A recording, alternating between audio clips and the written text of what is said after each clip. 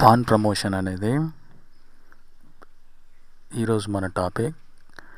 Pan ప్రమోషన్తో entire గేమ్ని మనము change చేయవచ్చు. అసలు పాన్ ప్రమోషన్ అంటే ఏంటంటే, పాన్ అనేది మెల్లిమెల్లిగా తన ప్రారంభ స్థానం నుంచి ఆపోనెంట్ యొక్క చివరి ర్యాంకుకు వెళితే దాని స్థానంలో, అంటే పాన్ స్థానంలో మరేదైనా పీస్ని ప్రమోట్ చేసి పాన్ని మరో పీస్గా మార్చుకోవచ్చు. అంటే పాన్ స్థానంలో క్వీన్ని, లేదంటే రుక్ని, లేదంటే నైట్ని, బిషప్ని, ఏదో ఒక పీస్ని మాత్రం మనము ప్రమోట్ చేసుకోవడానికి ఆస్కారం ఉంది. ఇక గుర్తుంచుకోవాల్సిన అంశం ఏంటంటే, పాన్ కనుక ఒకవేళ బ్యాక్ ర్యాంక్కి వెళ్తే ఓకే, సో దాని పాన్ని పాన్గా మాత్రం ఉంచడానికి వీల్లేదు. ఒకవేళ వైట్ వాళ్ళ పాన్ ప్రమోట్ చేయాలి అంటే అది 8th ర్యాంక్కి వెళ్ళాల్సిన అవసరం ఉంది. అదే బ్లాక్ వాళ్ళ పాన్ కనుక ప్రమోట్ చేయాల్సిందంటే అది 1st ర్యాంక్కి వెళ్ళాలి. ఇక పాన్ని ప్రమోట్ చేసేటప్పుడు ఇంకొక విషయం గుర్తుంచుకోవాల్సింది, బోర్డుపై ఎన్ని బిషప్లు ఉన్నా కూడా వైట్ వాళ్ళకైనా బ్లాక్ వాళ్ళకైనా, వైట్ వాళ్ళు ప్రమోట్ చేసుకోవాలంటే ఇంకో బిషప్నైనా ప్రమోట్ చేసుకోవచ్చు. ఎన్ని క్వీన్స్ ఉన్నప్పటికీ వైట్ వాళ్ళు పాన్ ప్రమోట్ చేసుకోవాలనుకుంటే పాన్ని క్వీన్గా కూడా మార్చుకోవచ్చు. దానికి ఎన్ని క్వీన్స్ ఉండాలి, ఎన్ని బిషప్స్ ఉండాలి, ఇలాంటి లిమిట్ అనేది ఏది లేదు. ఇది గుర్తుంచుకోవాల్సినటువంటి అంశం. ఇప్పుడు మనం చూస్తున్నాం కదండి, వైట్ పాన్ అనేది తన ప్రారంభ స్థానంలో ఉంది. ఇక్కడ ఉన్నటువంటి ఈ వైట్ పాన్స్ ఏవైనా కూడా ఇవి వాటి ప్రారంభ స్థానము. ఇవి ఇక్కడి నుంచి, అంటే క్రమంగా ఇక్కడి నుంచి స్టార్ట్ అయ్యి ఇలా ఆపోనెంట్ యొక్క బోర్డ్ ఎడ్జ్కి, అంటే బ్యాక్ ర్యాంక్కి వెళ్తే అప్పుడు పాన్ అనేది ప్రమోట్ అవుతుంది. సో ఇందులో వచ్చేసి white to move, so pan double వేశారు. నెక్స్ట్ ఇది, నెక్స్ట్ ఇలా, సో ఇది, సో ఇలా. సో ఇలా పాన్ అనేది బ్యాక్ ర్యాంక్కి వెళ్తే, సో గేమ్లో ఉన్నటువంటి పీసెస్ క్వీన్, నైట్, రుక్, బిషప్ వీటిలో ఏదైనా కూడా పాన్ స్థానంలో రీప్లేస్ చేయవచ్చు.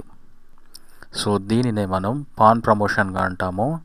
ఇక్కడ నేను పాన్ ప్రమోషన్గా తీసుకుంటున్నాను. సో ఇది పాన్ ప్రమోషన్ అంటే. చూస్తున్నారు కదండి, వైట్ పాన్ వచ్చేసి 5th ర్యాంక్లో ఉంది. సో బ్లాక్ పాన్ వచ్చేసి 4th ర్యాంక్లో ఉంది. ఇలా ఉన్న పాన్స్, బ్లాక్ పాన్ వచ్చేసి 1st ర్యాంక్ సైడ్ రావాలి. అదే వైట్ వాళ్ళ పాన్ వచ్చేసి 8th ర్యాంక్ సైడ్ వెళ్ళాలి.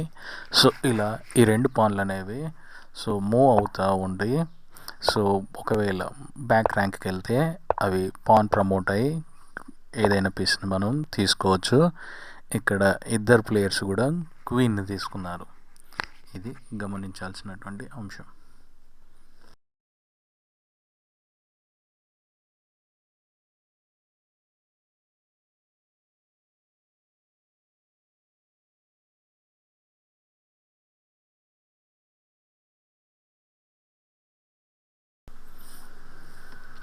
ఇందులో బ్లాక్ టు మూవ్, ఒకవేళ ఇందులో బ్లాక్ వాళ్ళు పాన్ని ప్రమోట్ చేసి నైట్ని తీసుకుంటే, ఒకవేళ బిషప్ B2 ఆడితే ఇది చెక్మేట్.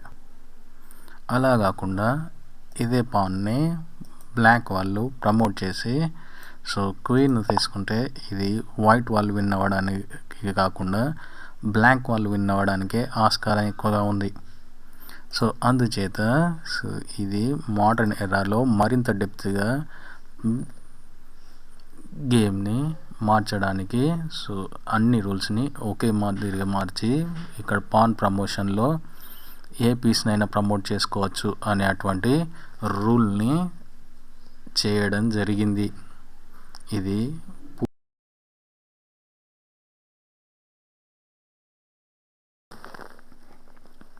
ఇది పొజిషన్ నెంబర్ 1 ఎగ్జాంపుల్. ఇందులో కనుక ఇప్పుడు వైట్ మూవ్, ఇక్కడ పాన్ని కనుక ప్రమోట్ చేస్తే ఇక్కడ మనము సో ఫస్ట్ క్వీన్ తీసుకుంటే ఈ క్వీన్ అనేది ఇప్పుడు సో ప్రమోట్ అయ్యి డయాగోనల్లీ ఈ స్క్వేర్ని ఓకే స్ట్రైట్గా ఈ స్క్వేర్స్ని కవర్ చేస్తుంది. ఈ కింగ్ అనేది ఈ స్క్వేర్స్ని కవర్ చేస్తుంది. సో ఇలాంటి కండిషన్ ఉంది కాబట్టి ఇది స్టేల్మేట్ అని మనం చెప్పవచ్చు.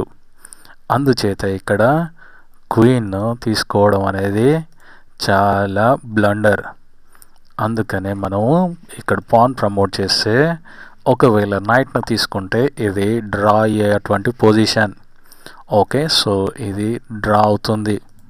అలా కాకుండా పాన్ను ప్రమోట్ చేసి బిషప్ని తీసుకున్నా కూడా ఇది డ్రానే. అలా కాకుండా మనం ఇక్కడ ఉన్నటువంటి పొజిషన్లో ఒకవేళ రుక్ని తీసుకుంటే ఇప్పుడు ఈ రుక్ అనేది హారిజంటల్గా ఈ స్క్వేర్స్ని కవర్ చేస్తుంది. అందుచేత కింగ్ అనేది ఈ స్క్వేర్ని కవర్ చేస్తుంది. అందుచేత బ్లాక్ కింగ్కి ఓన్లీ ఒకటే స్క్వేర్ ఉంది. సో అందుచేత ఇది ఇక్కడికి మూవ్ అవుతుంది. ఇది రుక్ h8 ఆడితే ఇది చెక్మేట్. సో ఇది వ్యూహాత్మకమైన స్థానం కాబట్టి ఈ పొజిషన్లో మనము క్వీన్కి బదులుగా రుక్ తీసుకుంటేనే ఇది వైట్ వాళ్ళు విన్ అవుతారు.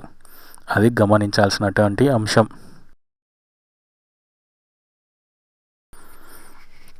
ఇప్పుడు మనం చూస్తున్నటువంటి ఈ పొజిషన్లో వైట్ వాళ్ళము ఇక్కడ పాన్ని కనుక ప్రమోట్ చేసి మనం క్వీన్ తీసుకుంటే ఏమవుతుందంటే ఈ క్వీన్ అనేది సో ఇది ఇలా ఈ 2 స్క్వేర్స్ని కవర్ చేసి ఎంటైర్ జీ ఫైల్ని కూడా కవర్ చేస్తుంది. అలాగే ఈ బిషప్ అనేది ఈ విధంగా h5ని కంట్రోల్ చేస్తుంది. అందుచేత ఇది స్టేల్మేట్కు దారితీస్తుంది. అందుచేత ఇక్కడ క్వీన్స్ను తీసుకోవడం అనేది చాలా బ్లండర్ అయినటువంటి విషయం. ఇది మనం గుర్తించాలి. అలా కాకుండా సో నైట్ని తీసుకున్నా లేదంటే నైట్ కాకుండా ఇంకేదైనా అంటే సో రుక్ను తీసుకున్నప్పటికీ కూడా ఇది మనము బ్లాక్ వాళ్ళు విన్కి దారితీస్తుంది. ఇది మనము గుర్తుంచుకోవాల్సినటువంటి అంశం. విన్ అవ్వడానికి వైట్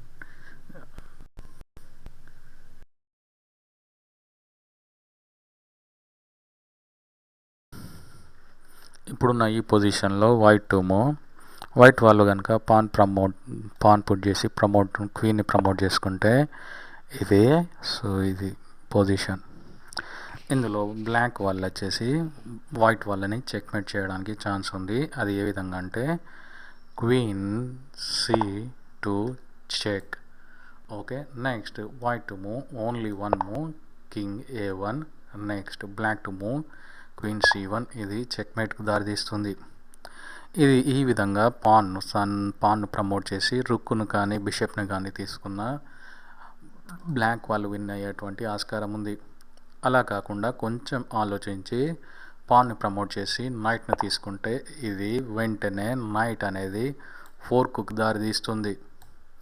సో ఈ విధంగా ఫోర్క్ అయినప్పుడు బ్లాక్ వాళ్ళు కింగ్ను ఎటు మూవ్ చేస్తే ఎటువైపు అయినా నెక్స్ట్ నైట్ టేక్స్ క్వీన్ ఆడతారు. ఇందులో వైట్ వాళ్ళకి 1 పీస్ మైనర్ పీస్ అయినటువంటి నైట్ ఎక్స్ట్రా ఉంది కాబట్టి ఇది వైట్ వాళ్ళు విన్ అవ్వడానికే ఆస్కారం ఎక్కువగా ఉంది. ఇది మనం గుర్తించాల్సినటువంటి అంశం.